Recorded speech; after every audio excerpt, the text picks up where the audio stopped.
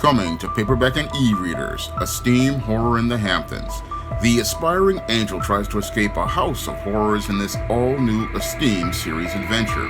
Pre-order your copy of Esteem Horror in the Hamptons in digital format at Amazon.com, Google Play, Draft to Digital, and other digital booksellers, or pick up your paperback copy on May 24th.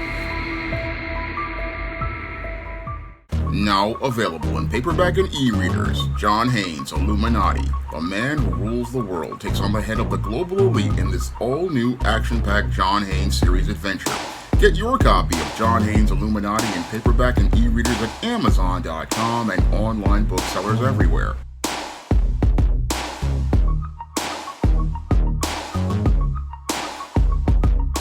In most of my videos regarding music mogul Sean P. Diddy Combs' recent troubles, I always ask the critical question, what person in the global elite did Sean P. Diddy Combs piss off? And the reason why I ask that critical question is because most of the skeleton bones that are being dug up out of the grave regarding the abuse that he has been confirmed to have participated in on his former girlfriend Cassie, with a viral video footage that was revealed by CNN, shows me that definitely somebody he had to piss off in order for all of these scandals to be coming out on him right now. Now, I'm speculating that possibly one of the reasons why all of this is possibly happening as related to destroying the reputation of Sean P. Diddy Combs is possibly a lawsuit that he had years ago regarding the London spirits giant Diageo.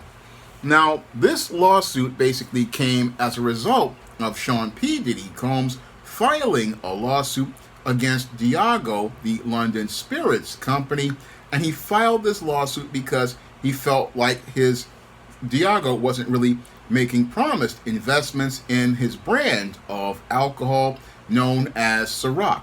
And Sean P. Diddy Combs accused Diageo of racism, saying that Diageo basically treated his brand Ciroc as an inferior urban product similar to Old English 800 or Colt 45 malt liquor, and felt like the deal was not going out here and profiting him because after he signed this deal to promote Ciroc in 2007, he basically thought that Diageo would be looking to support this brand. However, Diageo didn't support the brand, he thought, and he felt the brand was being neglected as Diageo went out here and bought two competing tequila brands, Don Julio and Casmiogas, in 2014 and 2017.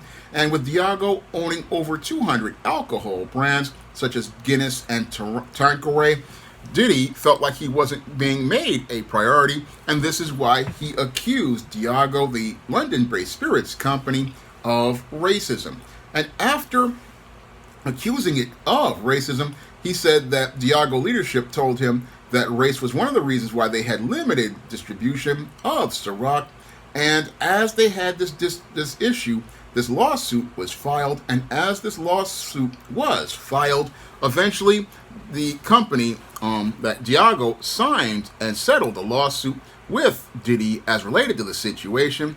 And this whole situation, some are speculating, is the reason why all of these scandals are coming out regarding Sean P. Diddy Combs.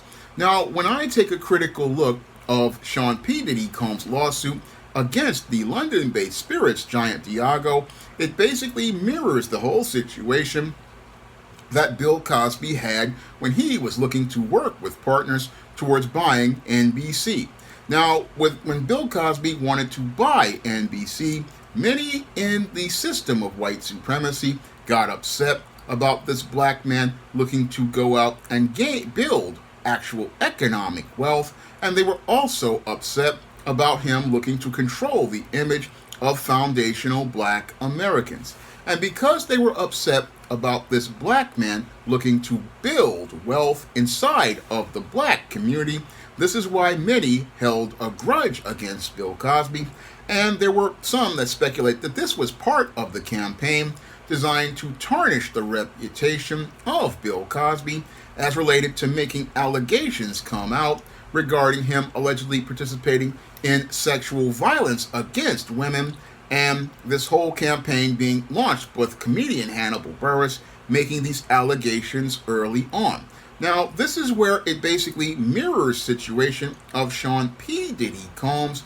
And Sean P. Diddy Combs, again, when he signed the deal with Diageo to be able to create the Ciroc brand, thought he was going to create a brand of alcohol that he would be allowed to build wealth in the whole business marketplace. He thought he would be creating a wealth building asset of fixed tangible value that he could go out here and have to be able to take care of him into his old age and take care of his children in his old age.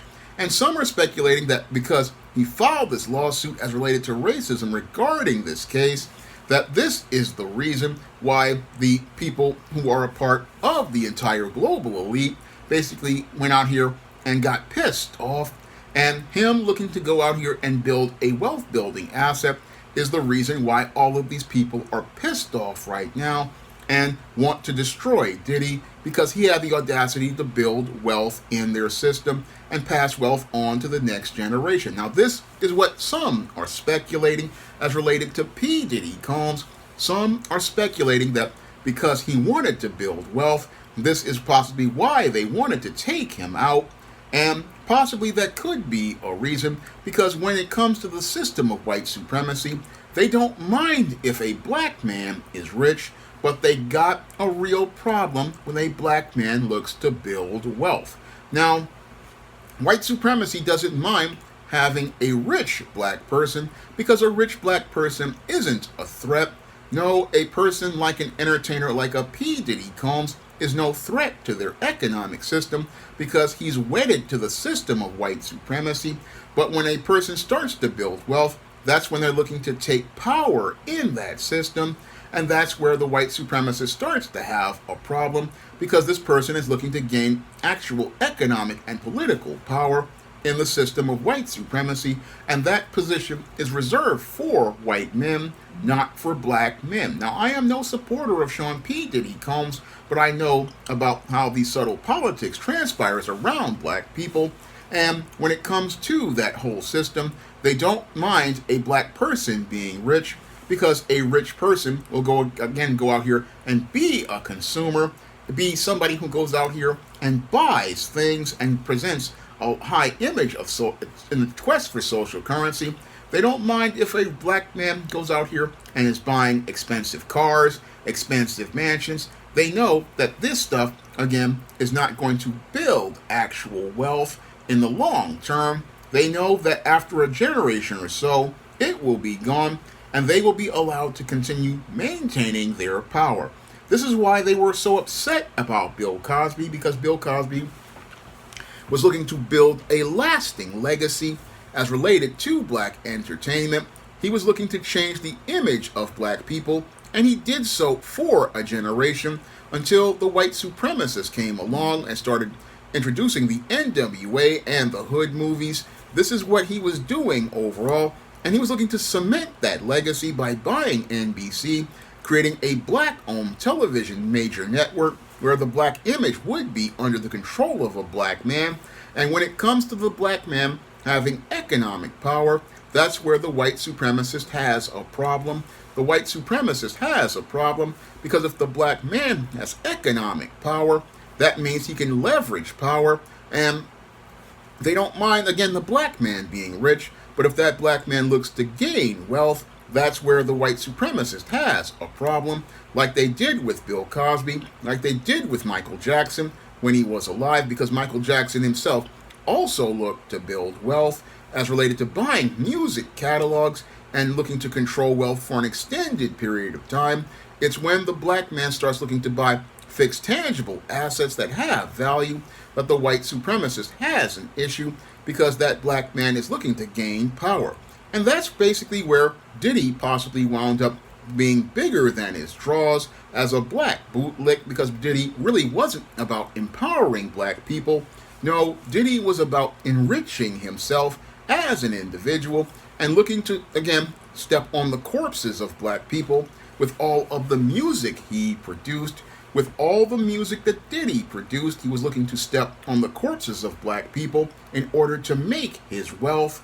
And he didn't really care about black people, as he was either promoting his gangster rap music, which promoted anti-black imagery, or promoting his Ciroc brand of alcohol, which he thought was going to elevate his social status in the system of white supremacy.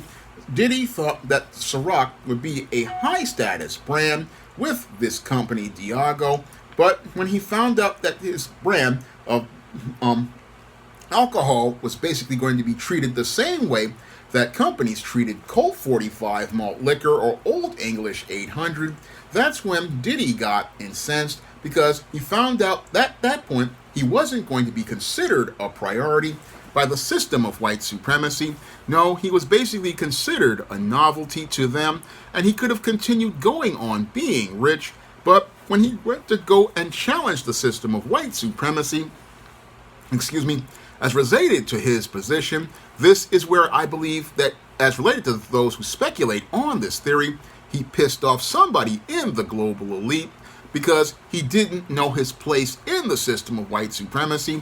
I mean, they basically were giving him a place at their system as related to making money, but he wanted to go out here and flex and try to get more power. And as he looked to flex and get more power, he basically wound up pissing somebody off in the system of white supremacy's global elite, who said, hey, we gave you a seat at the table, we gave you some crumbs, you should just be content with what we're giving you.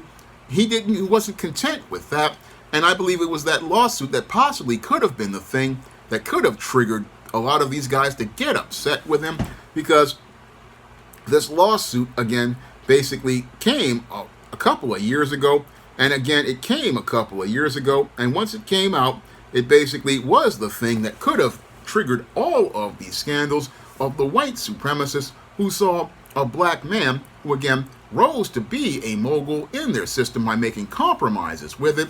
And as he made compromises with it, he basically started to get too big for his draws as related to things thinking he had leverage and power. And in the system of white supremacy, the ultimate power is with the white supremacist, who, based on his word, can say who stays and who goes. And basically what's happened to Diddy is that they're saying that he needs to go, and that's where all of these stories started to possibly come up as related to his relationship with Cassie, as related to him allegedly abusing her, because it's very interesting that this comes out as related to things with this lawsuit, and then we get to see more of this footage come out. Now, this is a conspiracy because, again, the story came out in 2023 as related to Cassie, but the lawsuit was going on around 2023 as well.